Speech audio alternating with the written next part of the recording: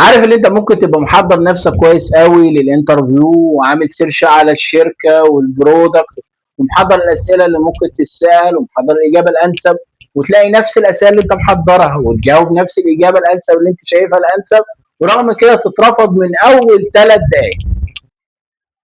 لان 90% من قرار قبولك في الشركه بيعتمد مش على اساس انت بتقول ايه بس، لكن بيعتمد على انت بتقول ايه ازاي، وبمظهر ايه، وبسلوك ايه.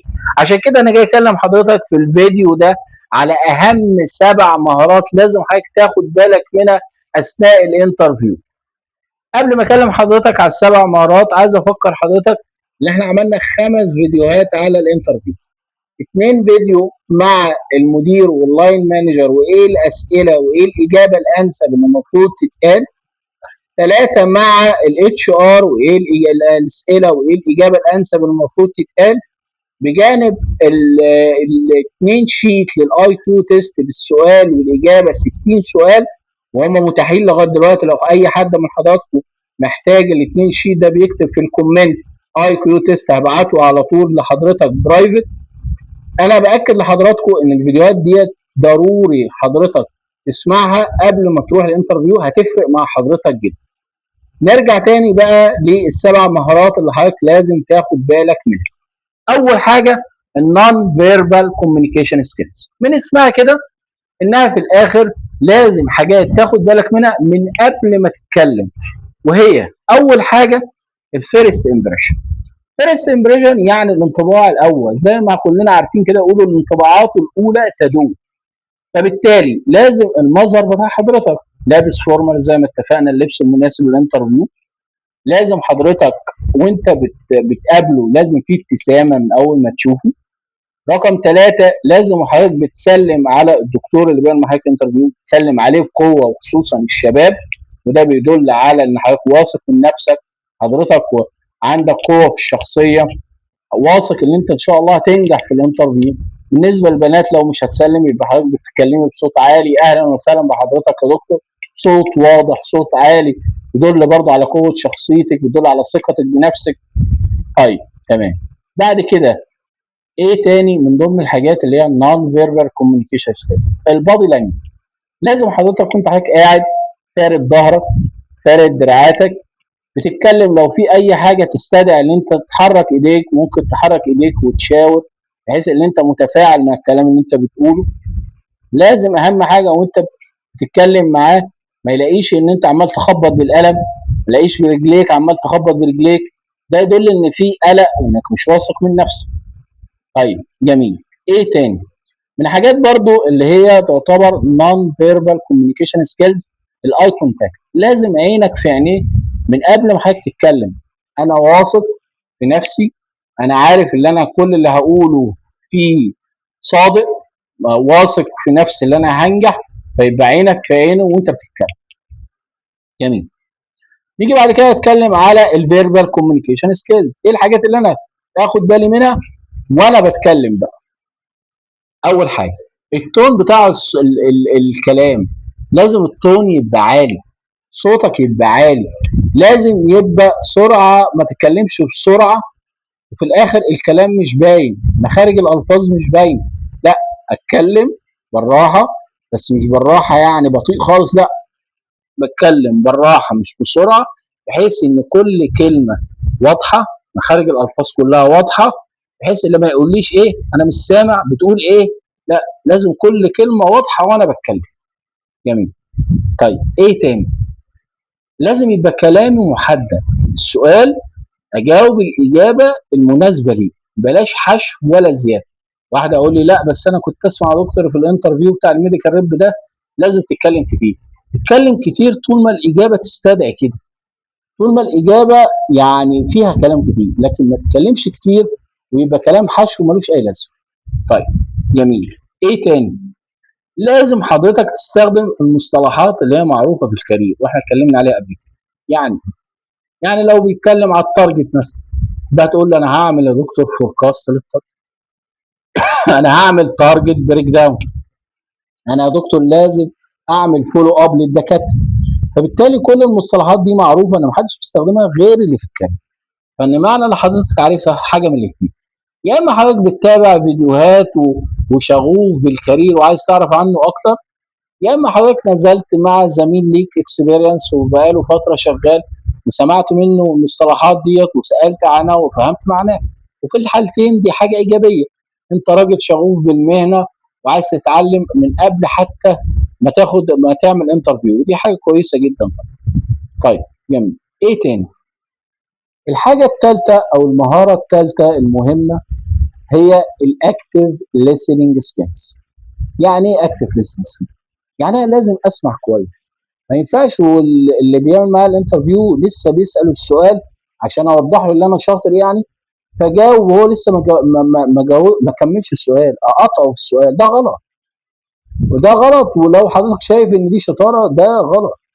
انت حضرتك شاطر بس ما ينفعش تقطعه، والصح اللي انت تسمعه للاخر، وكمان تدي لنفسك ثانيتين عشان تفكر في الاجابه وتشوف المغزى من السؤال. زي ما اتفقنا قبل كده، كل سؤال هو بيقيس في حضرتك حاجه، فلازم تعرف ايه الغرض من السؤال، هو عايز يقيس ايه عشان اقدر اجاوب الاجابه الانسب.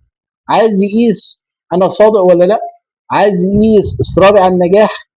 فكل سؤال لازم ليه مغزى، فاعرف ايه المغزى عشان اعرف ارد الرد الصح. طيب ايه تاني من الحاجات المهمه قوي اللي انا لازم اخد بالي منها؟ فكره ضبط النفس. يعني ايه ضبط النفس؟ يعني في انترفيوهات كتير بيبقى متعمد اللي بيعمل معاك انترفيو ان هو يسالك اسئله تضايقك، يسالك اسئله تنرفزك، يسالك اسئله غلسه، هو عايز يشوفك انت هتتضايق لغايه فين. يسالك اسئله بتوضح كده اللي انت ما شخص مش بتاع شغل، شخص ضعيف مش هتقدر تكمل. زي مثلا يقول لك ايه، يا راجل انت لسه فريش ما اشتغلتش قبل كده، انت هتستحمل اللي انت في الاخر تشتغل وتعمل بالعشر زيارات وزيارات في الحر وبالليل يا سيدي انا متاكد انت شهر وهتيجي تقدم السقف. فانت ما تتضايقش بقى وتقول هو بيقلل مني ومش عاجبه وانا قد المسؤوليه. لا يا باشا، الرد الصح بقى في المواقف دي اللي انت تبتسم، ترد بهدوء، واثق من نفسك، هو ده الانسب وهو ده اللي اسمه ضبط النفس. ما تمشيش او ما تستجبش لنرفزته او ما تستجبش لاستفزازه، لا، الابتسامه، الهدوء، الرد كده بالراحه، هو ده انت كده، هو ده يدل ان انت حد ميديكال ريب تقيل واثق من نفسه. طيب جميل. بعد كده في حاجه اسمها الاناليتيكال واتكلمنا عليها قبل كده، اناليتيكال سكيلز، وفي حاجه اسمها بروبلم سولفنج سكيلز. لازم الاثنين دول، يا اما هيسالك اسئله هيقيس عندك المهارات دي، حتى لو ما سالهاش انت لازم توصلها، الشطاره اللي انت توصلها. الاناليتيكال سكيلز واتكلمنا عليها قبل كده، وقلنا مثلا ممكن يسالك سؤال يقول لك ايه، انت مثلا مسكت اريا هي تحقيقها 100% كل شهر، اول ما حضرتك مسكتها في نهايه الشهر عامل 50%، ايه السبب او هتعمل ايه؟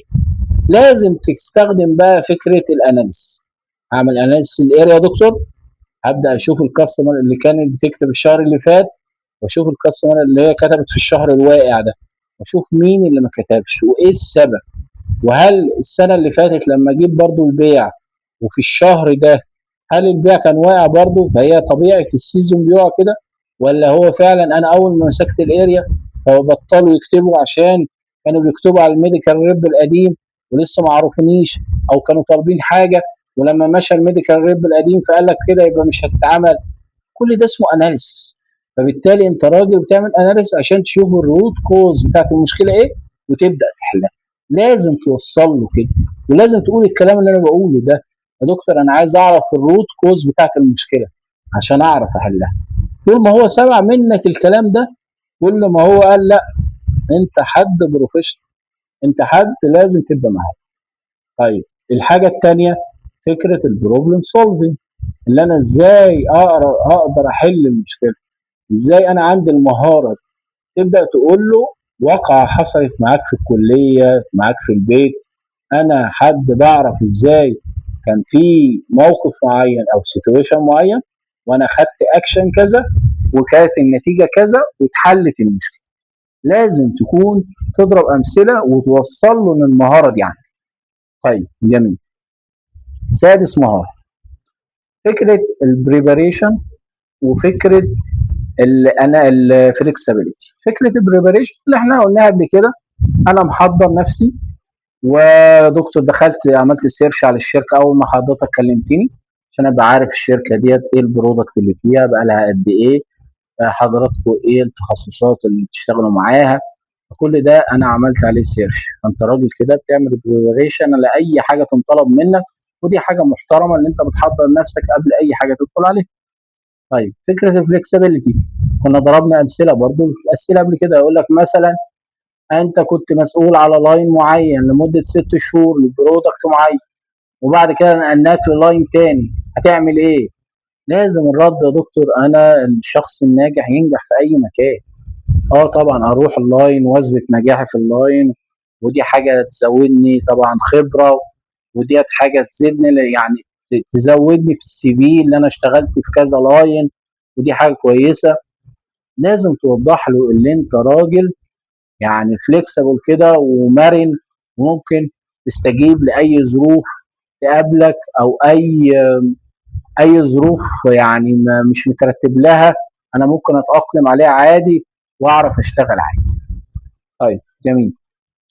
اخر حاجه او المهاره السابعه، وهي فكره ان انا ازاي اعرف اسال سؤال مميز يزود فرصتي في النجاح في الانترفيو.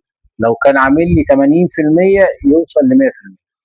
اللي انا اساله مثلا، وزي ما قلنا قبل كده في الفيديوهات اللي قبل كده، يا دكتور انا كنت عايز اسال حضرتك عما يخلص طبعا الانترفيو، هقول لك لو في اي اسئله انا هسمع حضرتك. تقول له يا دكتور كنت عايز اسال حضرتك بس، هل الانسنتيف كده بيبقى كل شهر ولا كل كوارتر؟ يبقى ده شخص مش مجرد عايز يشتغل وخلاص، ده راجل عايز يحقق رقمه وياخد انسنتيف. او ممكن السؤال الثاني، يا دكتور هو لو حضراتكم خلاص انا اكسبتد معاكم مثلا، حضراتكم بتكلموني بعد قد ايه عشان اعرف ان انا خلاص هبدا شغل معاكم؟ ده راجل متحمس اللي هو يبدا يشتغل. طيب جميل. ده كده احنا اتكلمنا على ال7 مهارات اللي لازم حضرتك تاخدوا بالكم منها. وانا باكد لحضرتك لو انت خدت بالك من ال7 مهارات دول، بجانب اللي حضرتك سمعت ال5 فيديوهات وعرفت طريقه الاجابه على الاسئله، انا باكد لحضرتك لو عملت الانترفيو في اي شركه وجاوبت بالطريقه اللي احنا اتفقنا عليها، هيشوف حضرتك حد بروفيشنال، وهيشوفك انت الميديكال ريب المناسب اللي هيبقى عايزك معاه في الشركه، وشايفك انك هتعمل جروس في الاريا في اقل وقت. كل المطلوب من حضراتكم تعملوا اشتراك في القناه، تفعلوا الجرس، تعملوا لايك على الفيديوهات، تعملوا شير لزمايلكم اللي لسه فريش عشان يستفادوا من الفيديوهات، عشان يوصل لحضرتك كل الفيديوهات كل الفيديوهات الخاصه بكورس ذا 90 days in the life of the medical rep، وحضراتكم تستفادوا بالفيديوهات. ان شاء الله اشوف حضراتكم في الفيديوهات الجديده، هيبقى كل اسبوع في فيديو جديد لحضراتكم. كل التوفيق لحضراتكم.